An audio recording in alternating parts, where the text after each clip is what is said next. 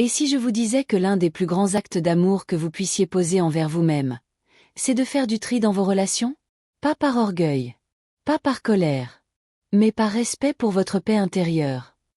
Dans cette vidéo, nous allons parler de la nécessité de faire le tri parmi ses amis, ses connaissances, et pourquoi apprendre à se connaître soi-même est la clé pour construire des relations saines, équilibrées et nourrissantes. Bienvenue sur Mekelno.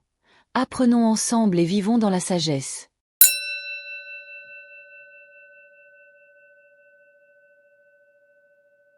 Depuis notre plus jeune âge, on nous apprend à nous entourer, à nous faire des amis, à rester en contact, à être gentil, à ne pas faire de vagues. Mais grandir, c'est aussi apprendre que toutes les relations ne sont pas faites pour durer. Certaines personnes entrent dans notre vie pour un moment, pour une leçon, pour un reflet. Et c'est ok. Notons ces petits points à développer. Il n'y a aucune obligation morale à conserver des liens qui nous font du mal. On confond souvent loyauté et sacrifice de soi. Même les amis de longue date peuvent devenir incompatibles avec notre évolution. Citation à méditer est très connue. Il vaut mieux être seul que mal accompagné, mais il vaut surtout mieux être en paix que dans une relation qui grince.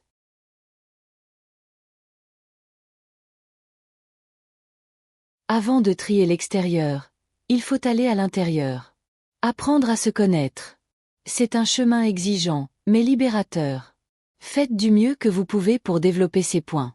Prendre du temps pour soi n'est pas un luxe, c'est une nécessité. Plus je me connais, plus je sais ce qui est bon pour moi. Cela permet d'identifier les relations qui me nourrissent, et celles qui me vident.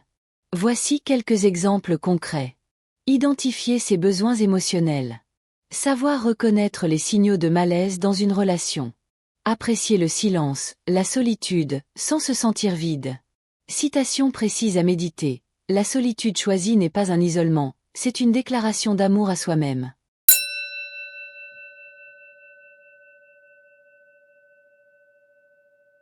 Toute relation saine repose sur un équilibre. Donner et recevoir.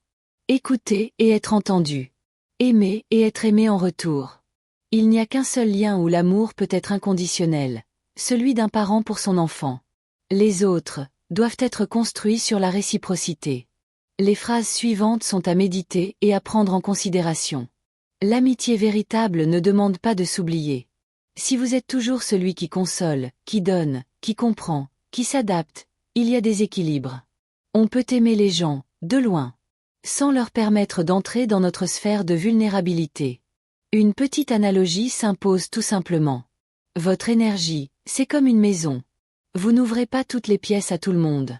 Certaines portes sont sacrées. Phrase clé à mémoriser et à mettre en pratique.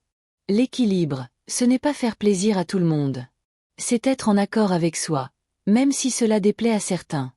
Il y a des relations qui sont toxiques sans même le vouloir. Des gens qui projettent sur vous leurs peurs, leurs jugements, leurs frustrations. Et à force de les garder près de soi, on finit par se perdre. Voici 3 phrases à évoquer et à prendre en considération. Les petites remarques qui rabaissent. L'impression de devoir se justifier constamment. La culpabilité qui nous empêche de prendre nos distances. Très important. Mettre à l'écart, ce n'est pas haïr. C'est poser une limite saine. Conseil concret à pratiquer dans un premier temps pendant 21 jours consécutifs. Pas facile mais faisable. Apprendre à dire non. S'autoriser à ne plus répondre. Couper contact quand la paix intérieure est en jeu. Citation à insérer dans sa mémoire. Toute personne qui menace votre équilibre mérite d'être réévaluée, quelle que soit la profondeur de l'histoire partagée. Et puis un jour, on découvre qu'on n'est jamais seul quand on est en paix avec soi-même. On constate alors le plaisir de se retrouver.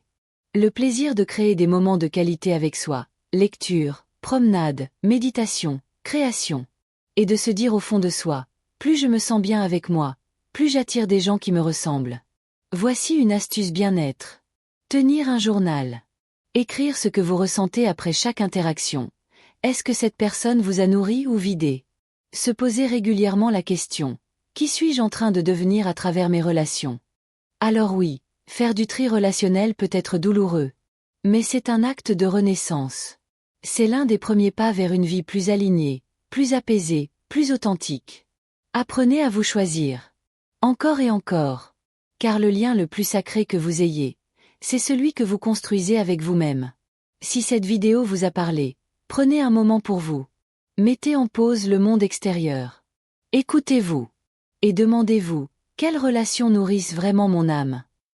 N'oubliez pas de cliquer sur le petit pouce, de partager et de vous abonner pour d'autres contenus autour de la connaissance de soi et de la sagesse intérieure. Si cette vidéo vous a plu, pensez à cliquer sur le petit pouce.